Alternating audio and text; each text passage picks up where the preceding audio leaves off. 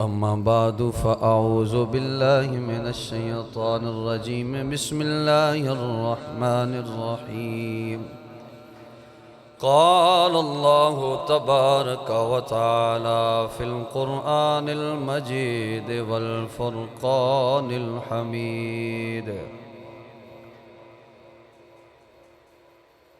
والذين معه أشداء على الكفار رحماء بينهم تراهم ركعا سجدا صدق الله العظيم وصدق رسوله النبي الكريم إن الله وملائكته يصلون على النبي يا أيها الذين آمنوا صلوا عليه وسلموا تسليما صلاة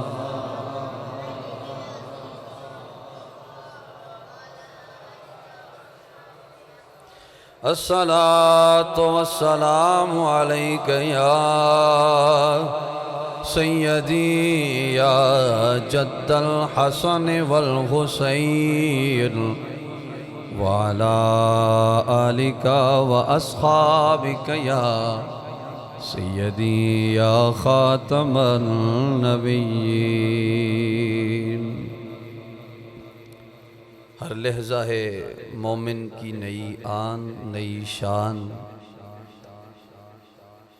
کردار میں گفتار میں اللہ کی برہان غفاریو قہاریو قدوسیو جبروت یہ چار عناصر ہوں تو بنتا ہے مسلمان اللہ رب العزت کا لاکھ لاکھ شکر ہے کہ آج آپ لوگوں کے ساتھ مل کر میرے مالک نے مجھے اپنے حبیب کے پیاروں کا ذکر کرنے کی توفیق عطا فرمائی رب کے محبوبوں کا ذکر کرنے کی توفیق عطا فرمائی آج یکم محرم الحرام یوم شہادت خلیفہ دوم مراد رسول داماد مرتضی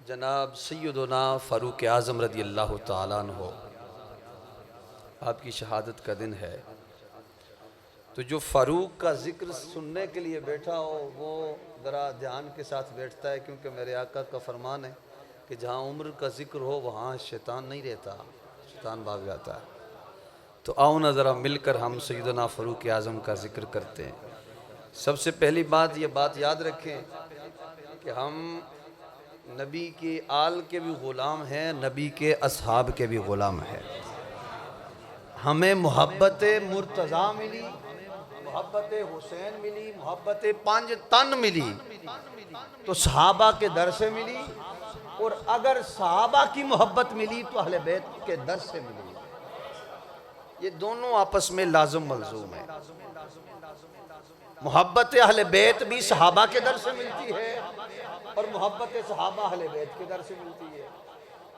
بات ہی ختم ہو گئی تو آؤ ہم اپنے موضوع کی طرف آتے ہیں صحابہ کی جماعت میں جدا فاروق اعظم ہے مل کے پڑھ لو صحابہ کی جماعت میں جدا فاروق اعظم ہے نبی کی ذات پر دل سے فدا فاروق سبحان اللہ کی صدا آنی چاہیے صحابہ کی جماعت میں جدا فاروق نبی کی ذات پر دل سے فدا فاروق، نبی کی ذات پر دل سے فدا فاروق، غریبوں اور یتیموں کے لیے انصاف کا مرکز، غریبوں اور یتیموں کے لیے انصاف کا مرکز، امیر کشور عدل و سخا فاروق، ذرا ہاتھوں کو لہراؤ اور مل کے پڑھو، امیر کشور عدل و سخا فاروق، اعظم ہے نبی کی ذات پر دل سے فدا فاروق، ہے نبی کی ذات پر دل سے فدا فاروق، جنہیں سرکار نے حق سے لیا ہے مانگ کر سید، سبحان اللہ، جنہیں سرکار نے حق سے لیا ہے مانگ کر سید، خدا شاہد محمد کی، خدا شاہد محمد کی دعا فاروق آج، خدا شاہد محمد کی دعا فاروق، اعظم ہے نبی کی ذات پر دل سے فدا فاروق، بعد از حمد و صلات لائق صد عزت و احترام سامعین عزیز احتشام، میں نے آپ کے سامنے آیا مبارکہ پڑھی اور ساتھ کچھ اشعار پڑھے۔ غفاریو، قہاریو، قدوسیو، جبروت، یہ چار عناصر ہوں تو بنتا ہے مسلم۔ آیہ کریمہ میں نے پڑھی والذین معہ اشداء علی الکفار رحماء بینہم تراہم رکعا سجدا، بیان اس میں بھی چار چیزیں ہوئیں اور بیان حضرت علامہ نے بھی چار چیزیں کی، غفاریو، قہاریو، قدوسیو، جبروت۔ اگر ان چاروں چیزوں کو ہم دیکھتے ہیں، ان چاروں چیزوں کا جو مجسمہ ہمیں ذات نظر آتی ہے وہ ذات سیدنا فاروق اعظم کی ذات، جس کو اللہ نے یہ چاریں صفتیں عطا فرمائی، چاروں صفتیں اللہ رب العزت نے اس کو عطا فرمائی۔ ارے کون فاروق اعظم؟ وہ فاروق اعظم جو مراد مصطفیٰ بھی ہے اور داماد مرتضیٰ بھی ہے۔ سبحان اللہ کہتے جاؤ گے، میرا ساتھ دیتے جاؤ گے تو مزہ آتا جائے گا، میں آگے بڑھتا چلا جاؤں گا ورنہ میں جلدی ختم کر دوں گا انشاءاللہ۔ کون فاروق اعظم؟ جو مراد مصطفیٰ بھی ہے اور داماد مرتضیٰ بھی ہے۔ کون فاروق اعظم؟ ارے وہ فاروق اعظم کہ جب غدیر خم کے مقام پر میرے آقا نے مولا علی کا ہاتھ پکڑ کے کہا، علی من کنت مولا ہو فہذا علی مولا، اگلی صبح جس نے سب سے پہلے مبارکباد پیش کی ہے وہ فاروق اعظم ہے۔ اگلی صبح جس نے سب سے پہلے آ کر کہا بخ بخ لکا یا علی، علی تمہیں مبارک ہو، تم مجھ سمیت ہر مومن کا مولا بن گیا ہے۔ ارے کون عمر؟ اما عائشہ صدیقہ سلام اللہ علیہا حضرت سعید بن مسیب رضی اللہ تعالیٰ عنہ روایت کرتے ہیں، آپ فرماتی ہیں اما عائشہ صدیقہ فرماتی ہیں کہ سرکار کائنات اپنے حجرے انور کے اندر آرام فرما تھے، اتنے میں ایک حبشی عورت کی بچی آئی، اس کے ساتھ چند بچے تھے، آ کر کاشانہ اقدس کے باہر انہوں نے ناچنا شروع کر دیا، کھیل کود شروع کر دی اور ساتھ شور کرنے لگے۔ اما عائشہ فرماتی ہیں حضور کی یہ عادت مبارکہ تھی کہ جب بچے کھیلتے ہوتے نا حضور ان کو منع نہیں فرماتے تھے۔ کہو سبحان اللہ، یہ بات بڑی قابل توجہ ہے۔ آج بچے مسجد میں آ جائیں تو ہم مار بھگا کے باہر نکال دیتے ہیں، پہلی صف میں بچہ بیٹھا ہو تو پچھلی صف میں کر دیتے ہیں۔ یہ سوچنے کی بات ہے، ایسا نہیں کرنا چاہیے۔ اگر کسی کو پہلی صف میں بیٹھنے کے اتنا شوق ہو ہے تو وہ اتنا ہی نہ کہ اس سے بچہ بازی لے گیا ہے۔ اگر بندہ سوچے ہے تو اس کی اوقات تو یہی ہے نا، بچہ اس سے بازی لے گیا ہے، وہ آ کے بچے کو اٹھا کے پیچھے کر رہا ہے۔ لہذا اما عائشہ فرماتی ہوں حضور کی عادت مبارکہ تھی کہ بچے جب کھیل رہے ہوتے تھے حضور ان کو منع، بچوں کے شور کی آواز کاشانہ اقدس کے اندر چلی گئی، میرے مصطفیٰ بیدار ہو گئے۔ اما عائشہ فرماتی ہیں حضور باہر تشریف لے گئے اور جا کر اس طرح ہاتھ باندھ کے نا بچوں کا کھیل دیکھنے لگے۔ اللہ اکبر، ذرا منظر مشاہدہ کرو، تاجدار انبیاء ہے،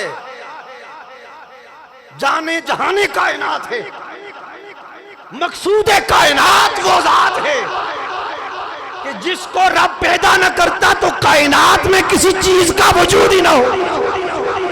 وہ ذات کھڑی ہو کے بچوں کا کھیل مشاہدہ فرما رہی ہے،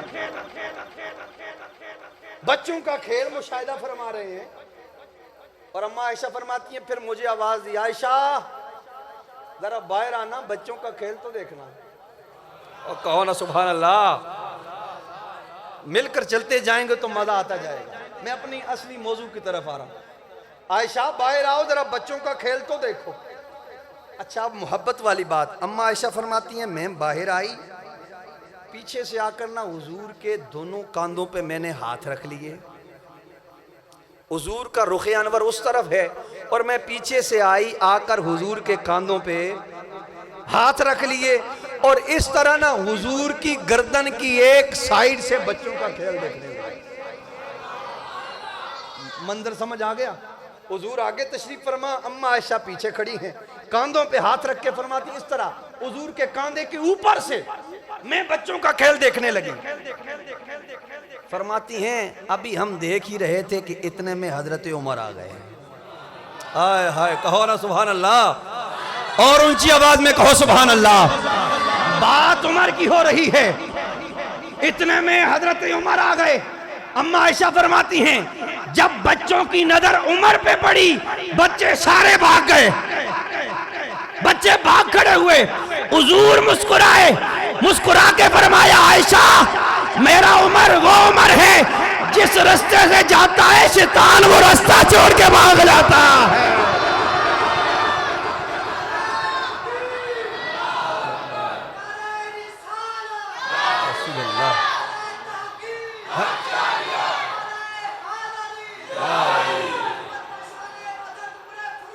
زندہ باد، زندہ باد۔ میرا وہ عمر ہے کہ جس رستے سے جاتا ہے شیطان وہ رستہ چھوڑ کے بھاگ جاتا ہے۔ اور سرکار کائنات صلی اللہ علیہ وآلہ وسلم، اچھا فاروق اعظم کی ذرا شان تو دیکھو، حضور جب بھی فاروق اعظم کو دیکھتے نا حضرت عمر کو دیکھتے، ابھی فاروق نہیں تھے صرف عمر تھے، جب صرف عمر تھے فاروق نہیں تھے، حضور جب بھی ان کو دیکھتے نا ہاتھ اٹھا کے دعا کرتے اللہم اعز الاسلام بی عمر، اے اللہ عمر کے ساتھ اسلام کو عزت عطا فرما، اے اللہ عمر کے ساتھ اسلام کو عزت عطا فرما، اے اللہ عمر کے ساتھ اسلام کو عزت عطا فرما۔ ارے جب بھی آقا حضرت عمر کو دیکھتے یہ دعا مانگتے، اے اللہ عمر کے ساتھ اسلام کو، اونچا بولو، عمر کے ساتھ اسلام کو عزت عطا فرما۔ آقا کی یہ دعا قبول ہوئی، آقا حجرہ مبارک کے اندر دار ارقم کے اندر موجود ہیں، سامنے دروازے پہ پہرے دار حضرت امیر حمزہ ہیں، پہرے پہ کون کھڑا ہے؟ حضرت امیر حمزہ، وہ امیر حمزہ جن کے بارے میں مصطفیٰ نے فرمایا ارے حمزہ وہ ہے اسد اللہ و اسد رسولی. حمزہ اللہ کا بھی شعر ہے اور اللہ کے رسول کا بھی شعر ہے. حمزہ اللہ کا بھی شعر ہے اور اللہ کے، وہ اللہ اور اس کے رسول کا شعر دروازے پہ کھڑا ہے. اتنے میں حضرت عمر ہاتھ میں ننگی تلوار، نگاہ نیچی، سر کو جھکایا ہوا، تلوار ہاتھ میں ہے، کانپتے ہوئے پاؤں کے ساتھ، لڑکھڑاتے ہوئے قدموں کے ساتھ حضور کی طرف آ رہے ہیں. صحابہ نے جب حضرت عمر کو اس طرح آتے دیکھا تو کہنے لگے آج عمر کے ارادے ٹھیک نہیں لگتے ہمیں، عمر کا ارادہ ٹھیک نہیں لگتا. تو سنو اللہ کے شعر کا جواب. حضرت امیر حمزہ کہتے ہیں او آنے دو عمر کو، اگر تو آیا ہے ٹھیک ارادے سے تو ہم پاس بھی بٹھائیں گے، اپنے حلقے میں بھی شامل کریں گے، کھانا بھی کھلائیں گے، ارے پانی بھی پلائیں گے، حضور کی سنگت بھی دیں گے. اگر عمر آیا ہے غلط ارادے سے، تلوار بھی عمر کی ہوگی، گردن بھی عمر کی ہوگی.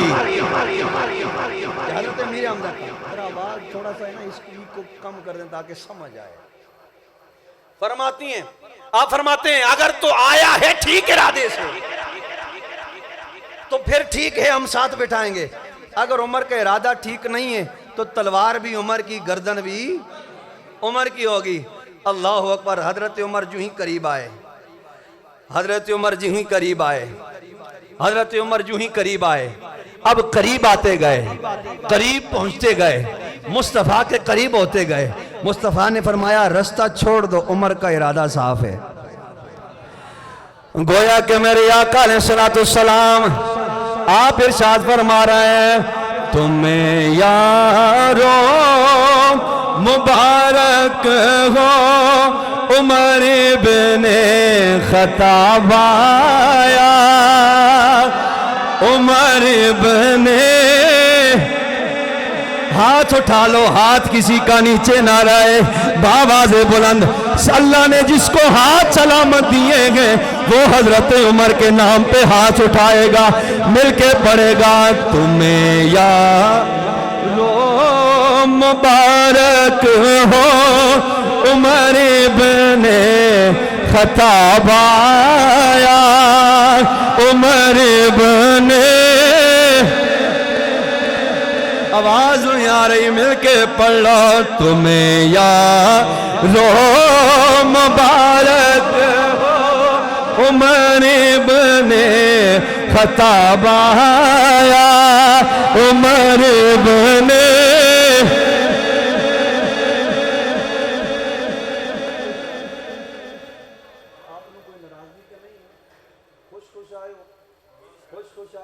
ہاتھ چکو پھر مل کے پڑھ لو تمہیں یارو مبارک ہو عمر بن خطاب آیا، عمر بن.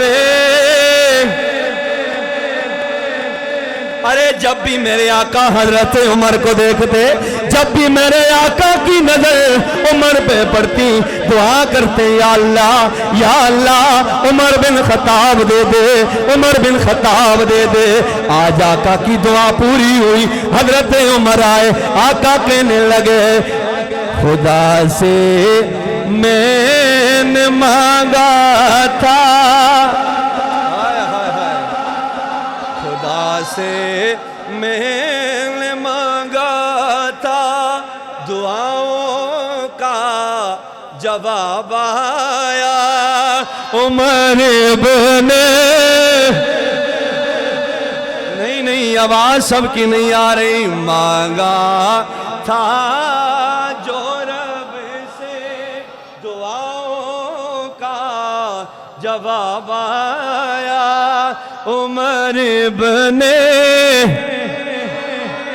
بولو ذرا عمر بن خطاب آیا، عمر بن حضرت عمر آئے حضور کی بارگاہ میں، تلوار پھینک دی، نگاہ نیچی، آنکھوں سے آنسو جاری، جسم پہ کپ کپی تاری، حضور کے قدموں پہ ہاتھ رکھا، رکھ کر کہتے ہیں آقا آپ مجھے بھی اپنے غلاموں میں شامل فرما لیں۔ آقا نے حضرت عمر کی کیفیت دیکھی تو پوچھا کیا تھی چیز جو تجھ کو میری محفل میں لے آئی؟ آقا نے حضرت عمر سے پوچھا، کیا پوچھا؟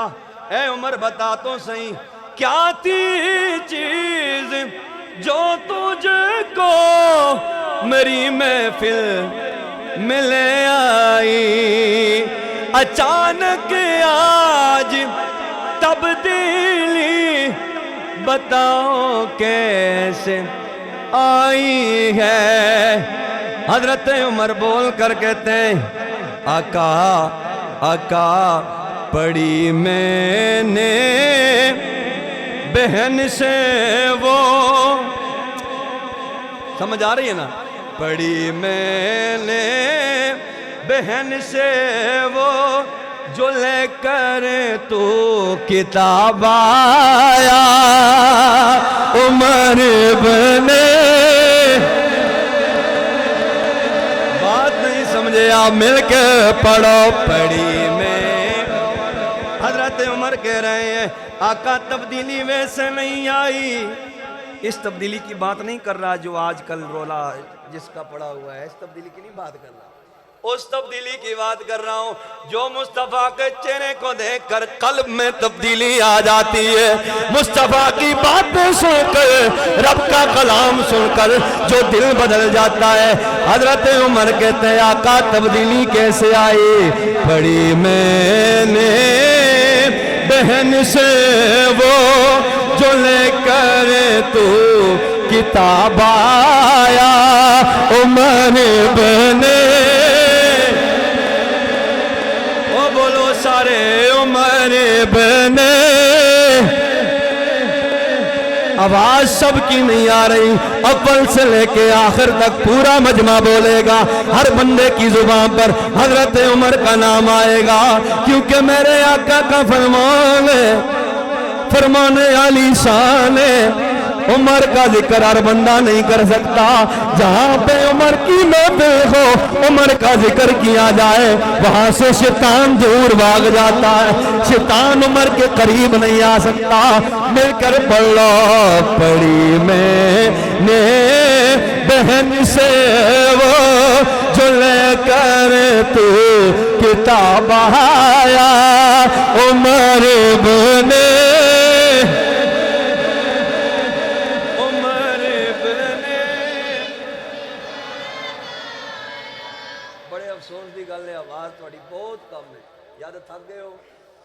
تھک گئے ہو؟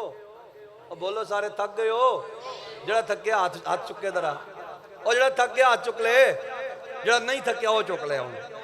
باواز بلند کہو سبحان اللہ، اور اچھی آواز کہو سبحان اللہ۔ مبارک ہو تمہیں یارو عمر بن خطاب آیا عمر بن، اللہ اکبر۔ حضرت عمر رضی اللہ تعالیٰ عنہ ادھر حضور کی غلامی میں آئے، ادھر حضور کی غلامی میں آئے، ادھر حضور کی غلامی میں آئے، آ کر عرض کرنے لگے آقا یہاں پر چھپ چھپا کر کیوں نماز پڑھتے ہو؟ رب کی حضور چھپ کر کیوں سجدے کرتے ہو؟ عمر سلام ہو تیری جرت کو، عمر سلام ہو تیری عظمت کو، عمر سلام ہو تیری عظمت کو، عمر سلام ہو تیری جرت کو۔ حضرت عمر کہتے ہیں آقا کیا ہم حق پر ہیں؟ آقا نے فرمایا ہاں ہاں ہم حق پر ہیں۔ آقا کیا ہم سچے ہیں؟ ہاں ہم سچے ہیں، ہمارا رب سچا ہے، ہاں سچا ہے، ہمارا دین سچا ہے، ہاں سچا ہے۔ کیا ہم ٹھیک راستے پہ جا رہے ہیں؟ آقا نے فرمایا ہاں ہاں عمر ٹھیک راستے پہ جا رہے ہیں۔ پوچھا عمر پوچھ کیوں رہے ہو؟ وجہ کیا ہے؟ اسلام تو تو نے قبول کر لیا، اسلام میں تو داخل ہو گیا، پھر یہ باتیں پوچھنے کا مقصد کیا ہے؟ آقا حضرت عمر فرماتے آقا پوچھ اس لیے رہا ہو ہمارا اللہ بھی سچا ہے، ہمارا رسول بھی سچا ہے، ہمارا کلام بھی سچا ہے، پھر ہم چھپ چھپا کر کیوں نماز پڑھتے ہیں؟ آؤ نہ سینے حرم میں چلتے ہیں،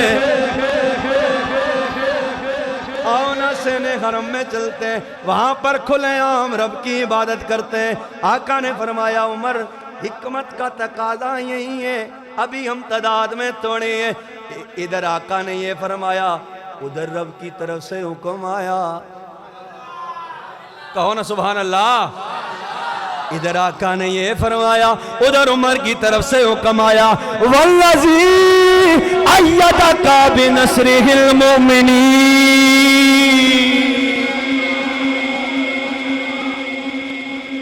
او میرے سونے، او آقا گھبرانے کی ضرورت نہیں ہے، جو عمر کہتا ہے ویسے ہی کیا جائے۔ اچھا اس سے پہلے بخاری شریف کی روایت سنا رہا ہوں۔ اس سے پہلے جب فاروق اعظم رضی اللہ تعالیٰ عنہ آپ آئے نا حضور کی بارگاہ میں، اسلام قبول کیا، حضور کی جو قلبی کیفیت تھی نا وہ ناقابل بیان ہے۔ حضور اتنے خوش ہوئے عمر کے اسلام قبول کرنے سے، ادھر حضور خوش ہوئے، ادھر جبریل امی آ گئے، آ کر عرض کرنے لگے یا رسول اللہ ذرا اپنی چشمان مقدس کو اوپر تو اٹھائیے۔ آقا نے فرمایا وجہ کیا؟ ذرا اٹھائیے تو صحیح۔ آقا نے چشمان مقدس اوپر اٹھائی تو دیکھا آسمان کے سارے فرشتے آج جھوم رہے ہیں، آسمان کے سارے فرشتے جشن منا رہے ہیں، آسمان کے سارے فرشتے جشن منا رہے ہیں، اور جبریل امی کہنے لگے آقا جس طرح آپ عمر کے اسلام لانے سے خوش ہو رہے ہو، اس سے کئی گنا بڑھ کے آسمان پر عمر کے اسلام لانے کی خوشی میں جشن منایا جا رہا ہے۔ مبارک ہو عمر بن خطاب آیا، عمر بن خطاب آیا۔ حضرت عمر نے حضور کی بارگاہ میں عرض کی آقا ہم چھپ چھپا کر نماز نہیں پڑھیں گے، سینے حرم میں چلے جائیں گے، ہم بھی تو سچے ہیں نا، ہمارا رب بھی سچا ہے نا، آپ بھی سچے ہو، آؤ نا سینے حرم میں چلتے۔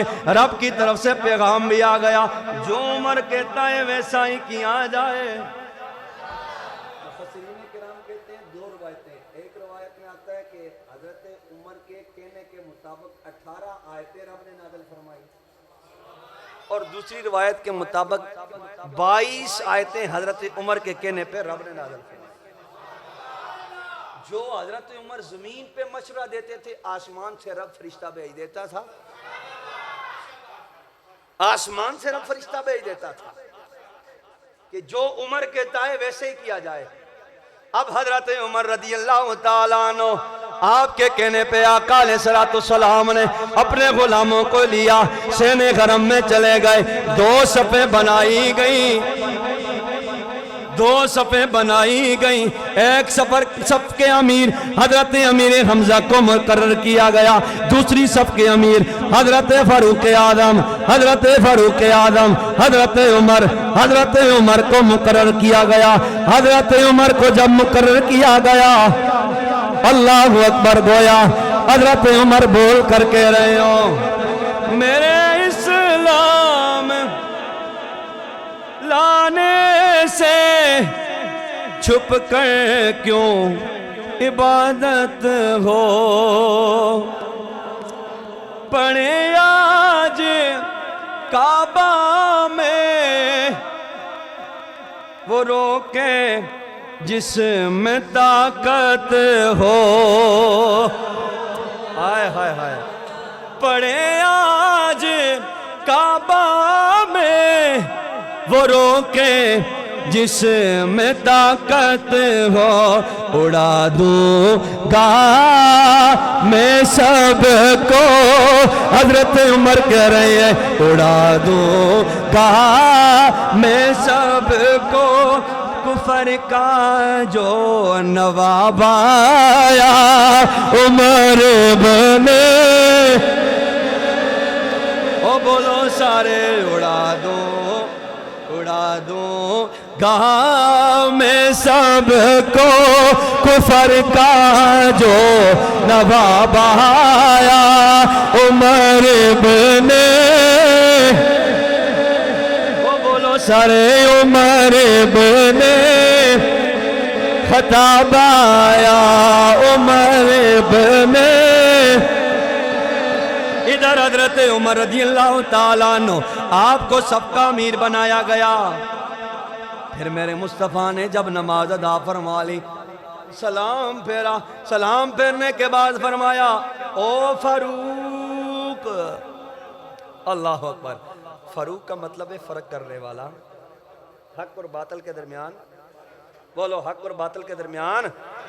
اس وقت حضور نے حضرت عمر کو فاروق کا لقب عطا فرمایا. اچھا یہاں پر میں ایک بات قابل توجہ ذکر کرنا چاہتا ہوں. حضرت ابو بکر صدیق رضی اللہ تعالیٰ عنہ آپ کو کہا جاتا ہے صدیق. حضرت عمر کو کہا جاتا ہے فاروق. حضرت عثمان کو کہا جاتا ہے غنی. اور مولا علی کو کہا جاتا ہے مشکل کشا. کیا کہا جاتا ہے؟ اب بولو کیا کہا جاتا ہے؟ اونچا بولو کیا کہا جاتا ہے؟ کیونکہ یہ میری مجبوری ہے کیونکہ میں علوی بھی ہوں اور میری نسبت بھی انہی کے ساتھ ہے. آج علویوں کی زبانی فاروق اعظم کا ذکر سن لو. اللہ اکبر. حضرت صدیق ابو بکر کا لقب ہے صدیق. ارے اگر سوال یہ پیدا ہوتا ہے ابو بکر کو صدیق کہہ رہے ہو کیا عمر سچا نہیں تھا؟ حضرت عثمان کو فاروق کہہ رہے ہو کیا حضرت عمر کو فاروق کہہ رہے ہو کیا حضرت عثمان فرق کرنے والے نہیں تھے؟ کیا ابو بکر فرق کرنے والے نہیں تھے؟ کیا مولا علی فرق کرنے والے نہیں تھے؟ کیا وہ منبر پہ بیٹھ کے یا ساریت الجبل کی صدا حضرت عمر نے نہیں لگائی تھی؟ ساریہ کی مشکل کو حضرت عمر نے نہیں حل کیا تھا؟ پھر علی کو کیوں مشکل کشا کہتے ہو؟ پھر عمر کو بھی مشکل کشا کہو, پھر علی کو بھی فاروق کہو, پھر عثمان کو بھی صدیق کہو, پھر عمر کو بھی مشکل کشا کہو, پھر عمر کو بھی صدیق کہو. وجہ کیا ہے؟ ارے یہ رب کی عطا ہے, یہ رب کی. فاروق اعظم بھی سچے ہیں, اس میں کوئی شک. کائنات کے سارے سچوں کو اگر اکٹھا کیا جائے نا, فاروق اعظم کے قدموں کی جوتی کے برابر میں نہیں ہو سکتے. لیکن جو مقام صداقت میں صدیق اکبر نے لے لیا ہے نا, وہ کسی اور نے نہیں لیا. ارے حق و باطل کے درمیان فرق کرنے والے سارے ہیں, دنیا کے سارے فارق اکٹھے کر دیا جائیں, وہ حضرت عمر کے قدموں کی جوتی تک نہیں پہنچ سکتے. لیکن جو فرق حضرت عمر نے کیا ہے ویسا فرق کر کوئی نہیں سکتا. او بولو نا, ویسا فرق کر کوئی نہیں سکتا. اور حضرت عثمان فاروق اعظم کے دور میں پڑ گیا قحط. حضرت عثمان کا تجارتی قافلہ, حضرت عمر نے کہا اے عثمان, تیرا تجارتی کارواں تیار ہے, تو نے باہر بھی تو سامان بیچنا ہے نا, ہمیں ضرورت ہے, قحط پڑ گیا ہے, ہم تجھے 2 گنا زیادہ نفع دیں گے, ہمیں دے دے. حضرت عثمان نے کہا نا, میں نے 2 گنا نفع نہیں دینا, یہ مجھے خسارہ ہے. کہا 3 گنا دیں, کہا پھر بھی نہیں دوں گا. کہا 4 گنا دیں گے, کہا پھر بھی نہیں دوں گا. حضرت عمر نے کہا پھر اس سے بڑھ کر ہمارے پاس گنجائش نہیں, ہم نہیں لیں گے, پھر کسی اور سے لے لیتے ہیں. فاروق اعظم پریشان ہوئے, واپس اپنے کاشانہ اقدس پہ پہنچے ہی تھے کہ مدینے کی گلیوں میں صدا ہونے لگی کہ عثمان کا تجارتی قافلہ آ گیا ہے, جس نے جو لینا ہے وہ اللہ کی رضا کے لیے فی سبیل اللہ لے لے, جو لینا ہے.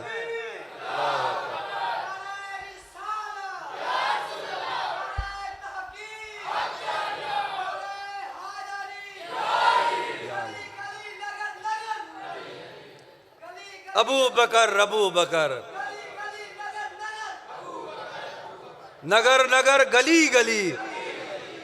ہاں حضرت عثمان غنی رضی اللہ تعالیٰ عنہ کا تجارتی قافلہ آیا ہے. جس نے جو لینا ہے، جس کو جو چاہیے لے لے. حضرت عمر نے کہا کمال کا بندہ ہے. ہم نے کہا 4 گنا دیں گے، اس نے نہیں دیا. اپنی مرضی آئی تو مفت میں دے دیا. گئے فاروق اعظم بڑے جلالی تھے، گئے حضرت عثمان کے پاس. عثمان میں تمہیں 4 گنا زیادہ نفع دینا جا رہا تھا، تو نے نہیں دیا. اپنی مرضی آئی تو مفت میں دے دیا. کہا میں نے نفع کا سودا کیا ہے، نقصان کا سودا نہیں کیا. اور کہو نا سبحان اللہ. میں نے نفع کا سودا کیا ہے، نقصان کا نہیں کیا. کہا کیسا سودا؟ کہا میں نے اس کے ساتھ سودا کیا ہے جو 1 کے بدلے 700 گنا عطا کرتا ہے. تو پتہ چلا باقی بھی سخی تھے، لیکن سخاوت میں جو مقام عثمان نے لے لیا وہ کوئی لے نہیں سکتا. اب حضرت فاروق اعظم نے کتنے ہی صحابہ کی مشکلات کو آسان کیا. ہزاروں میل دور بیٹھ کے وہ ممبر کے مسجد نبوی کے ممبر پہ بیٹھ کے وہ یا ساریہ جبل احد کے دامن میں بھی آپ جنگ لڑ رہے تھے، آپ نے وہاں سے صدا لگائی، ساریہ نے وہاں پر سن لی. مشکل کشائی ہو گئی، مشکل کشائی ہو گئی اور مشکل کشائی ہو گئی.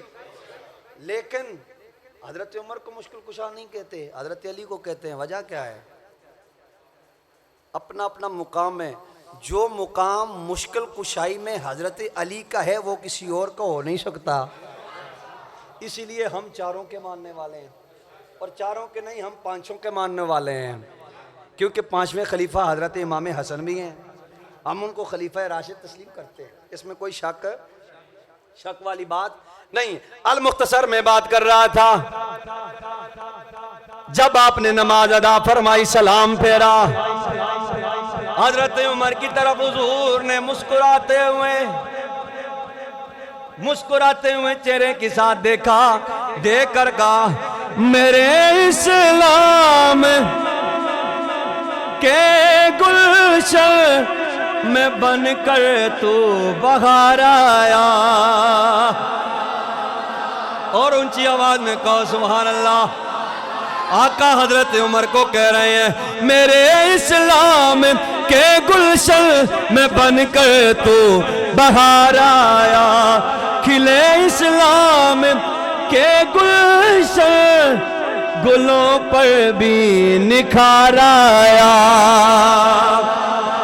زمیں جومی فلک جوما، ہائے ہائے، زمیں جومی فلک جوما، میرے دین پر شباب آیا. عمر بن خطاب آیا، عمر بن خطاب آیا. ایک مرتبہ بآواز بلند جھوم جھوم کے ہر بندہ پڑھے گا تمہیں یا ہو مبارک ہو، تمہیں یا ہو مبارک ہو. عمر بن خطاب آیا، عمر بن اللہ اکبر. میرے آقا علیہ الصلوۃ والسلام حضرت سیدنا صدیق اکبر، حضرت سیدنا فاروق اعظم، حضرت سیدنا عثمان غنی 3 یاروں کے ساتھ جبل احد پہ تشریف لے گئے. آقا احد پہاڑ پہ کھڑے ہیں. آقا نے فرمایا احد سے میں بھی پیار کرتا ہوں، یہ مجھ سے پیار کرتا ہے. احد پہاڑ مجھ سے پیار کرتا ہے اور میں بھی اس سے پیار کرتا ہوں. آج آقا اپنے یاروں کے ساتھ احد پہاڑ پہ کھڑے ہیں.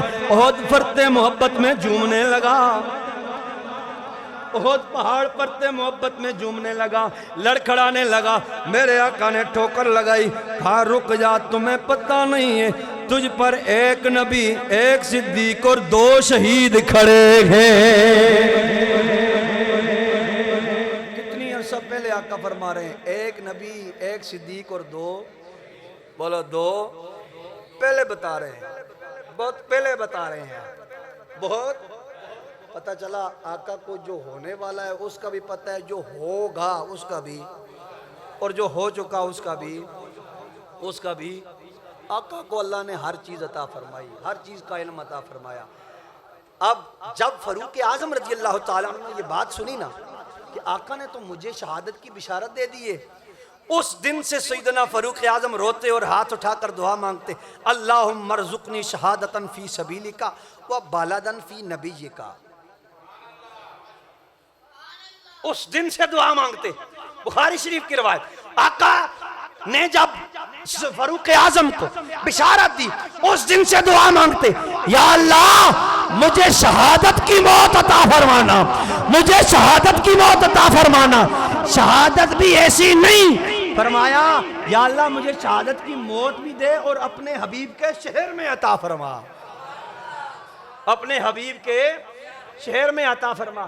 حضرت سعید بن مسیب رضی اللہ تعالیٰ عنہ آپ فرماتے ہیں کہ ہم فاروق اعظم رضی اللہ تعالیٰ عنہ کے ساتھ حج کر کے واپس آ رہے تھے کہ رستے میں اندھیرا چھا گیا، ہر طرف اندھیرا ہی اندھیرا تھا۔ فاروق اعظم نے کہا رک جاؤ سارے، یہاں پر پڑاؤ ڈالتے ہیں، رکتے ہیں، آرام کرتے ہیں۔ فاروق اعظم نے اپنے اونٹ کو بٹھا لیا، اونٹ بیٹھ گیا۔ اب اللہ اکبر، ذرا عاجزی کا اندازہ لگاؤ، 36 لاکھ مربع میل پہ حکومت کرنے والا حکمران ہے، اونٹ سے نیچے اترتا ہے، پاؤں کے نیچے، سر کے نیچے ایک پتھر رکھ کے آرام فرما ہو جاتا ہے، بغیر بستر کے سر کے نیچے پتھر رکھا، لیٹ گیا۔ حضرت سعید بن مسیب فرماتے ہیں جب فاروق اعظم اس طرح لیٹے نا، نگاہ اٹھی آسمان کی طرف، میں بڑی محبت کی بات بتا رہا ہوں سامعین، نگاہ اٹھی آسمان کی طرف۔ سعید بن مسیب کہتے ہیں کہ حضرت فاروق اعظم کی آنکھوں سے زاروں قطار آنسو جاری۔ ہم نے عرض کی حضور امیر المومنین وجہ کیا ہے، کیوں رو رہے ہیں؟ آپ نے فرمایا ذرا دیکھ 14ویں کا چاند چمک رہا ہے۔ کچھ عرصہ پہلے اسی طرح ایک چاند چمکتا تھا، جس طرح اس چاند کے گرد ستاروں نے حالہ بنایا ہوا ہے نا، جرمٹ بنا رکھا ہے، اسی طرح ہم کسی کی محفل میں بیٹھا کرتے تھے۔ اللہ اکبر، اسی طرح ہم کسی کی محفل میں بیٹھا کرتے تھے، وہ چاند چمکتا تھا، ہم اس کے گرد ستاروں کی مانند بیٹھے ہوا کرتے تھے، ہم اس چاند کا دیدار کرتے تھے۔ پھر آپ روئے، سعید بن مسیب فرماتے ہیں روئے اور روتے ہوئے دعا مانگی، یا اللہ اب عمر بوڑھا ہو چکا ہے، جسم کمزور ہو چکا ہے، میں تو اسے التجا کرتا ہوں مجھے جلد اپنے حبیب کے پاس بلا لے، مجھے جلد اپنے حبیب کے پاس بلا لے، مجھے اپنے حبیب کے پاس بلا لے۔ فاروق اعظم ہر وقت اس کے بعد یہ دعا مانگا کرتے تھے، یا اللہ مجھے جلد اپنے پاس بلا لے، یا اللہ مجھے جلد اپنے پاس بلا لے۔ اللہ اکبر، سامعین عزیز احتشام، آخری بات کر رہا ہوں۔ حضرت سیدنا فاروق اعظم رضی اللہ تعالیٰ عنہ پر حملہ کیا گیا 26 ذی الحج کو، اور یکم حرم الحرام کو آپ کی شہادت ہوئی۔ جب آپ پر حملہ ہوا، آپ کے زخم بہت گہرے تھے اور آپ بستر عدالت پہ چلے گئے۔ آپ نے اپنے لخت جگر حضرت عبداللہ بن عمر کو بلایا، ذرا دل کے کانوں سے یہ بات سنیے گا، اتنا بڑا حکمران ہے، اتنا بڑا حکمران ہے کہ جس کے روب اور دبدبے کا عالم یہ ہے کہ دریائے نیل کا پانی خشک ہو جاتا ہے، وہ لوگ آتے ہیں آ کر عرض کرتے ہیں امیر المومنین پانی خشک ہو گیا۔ ہماری ایک روایت چلی آ رہی ہے، روایت یہ ہے کہ جب بھی پانی خشک ہوتا ہے ہم اپنا کوئی نوجوان بچہ یا بچی ذبح کر کے اس کا خون دریائے نیل میں بہاتے ہیں تو پانی چل پڑتا ہے، ورنہ پانی خشک ہو جاتا ہے۔ امیر المومنین آپ نے ہمارا علاقہ فتح کر لیا، اب ہم آپ کے غلام ہیں، اگر یہی ہمارا سلسلہ چلتا رہا تو ہماری تو نسلیں تباہ ہو جائیں گی، نسلیں برباد ہو جائیں گی، امیر المومنین کچھ کیجئے۔ فاروق اعظم نے کچھ نہیں کیا، صرف ایک رکا لکھا۔ اللہ اکبر، یہ تھے حکمران، ایک رکا لکھا۔ صحابہ کہتے ہیں ہم رکا لے کر جب گئے نا، رستے میں ہم نے خیال آیا کہ دیکھے تو صحیح رکے میں لکھا کیا ہے۔ صحابہ فرماتے ہیں ہم نے رکا کھولا تو اس میں لکھا ہوا تھا بسم اللہ الرحمن الرحیم، اللہ کے بندے عمر کی طرف سے دریائے نیل کے نام خط، اللہ کے بندے عمر کی طرف سے دریائے نیل کے نام خط۔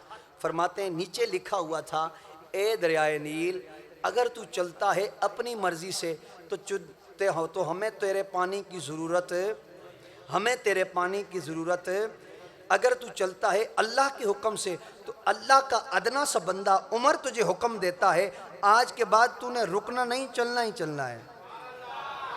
وہ دن ہے، یہ دن ہے، دریائے نیل کا پانی کبھی رکا نہیں ہے۔ ہائے ہائے ہائے، کہو نا سبحان اللہ۔ ارے یہ تھے حکمران۔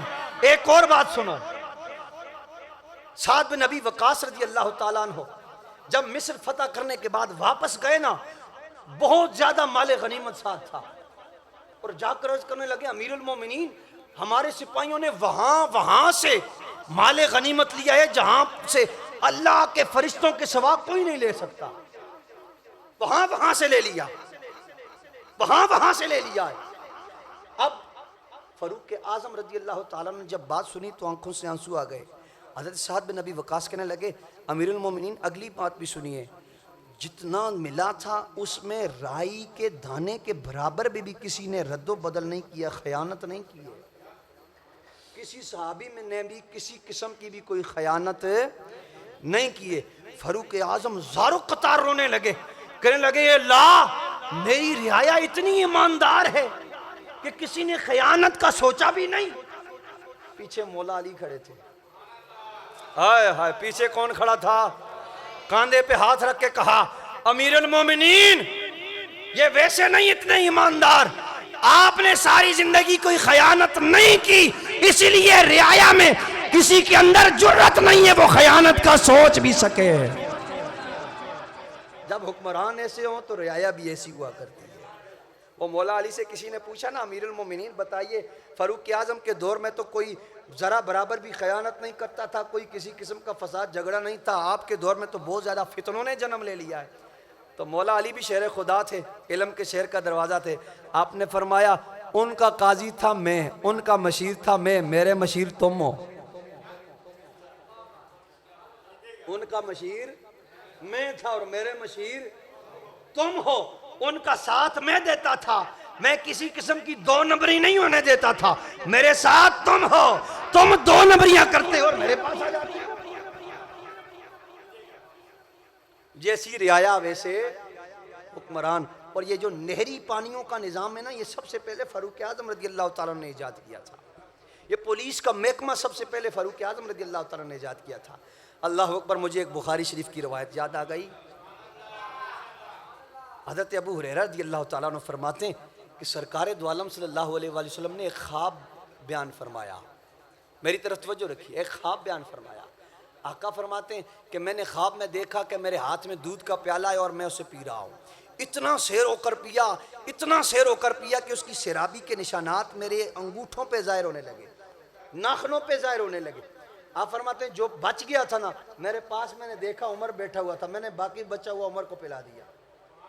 اب مفتی احمد یار خان نعیمی رحمۃ اللہ علیہ اور مختلف مفسرین کرام محدثین کرام اس خواب کی تعبیر لکھتے ہوئے کہتے ہیں کہ اگر خواب میں کسی کو دودھ نظر آئے تو اس سے مراد علم ہوتا ہے، اس سے مراد علم ہوتا ہے۔ اسی لیے میرے آقا نے فرمایا اللہ نے ہر امت میں ایک محدث پیدا فرمایا ہے اور میری امت کا محدث عمر بن خطاب ہے۔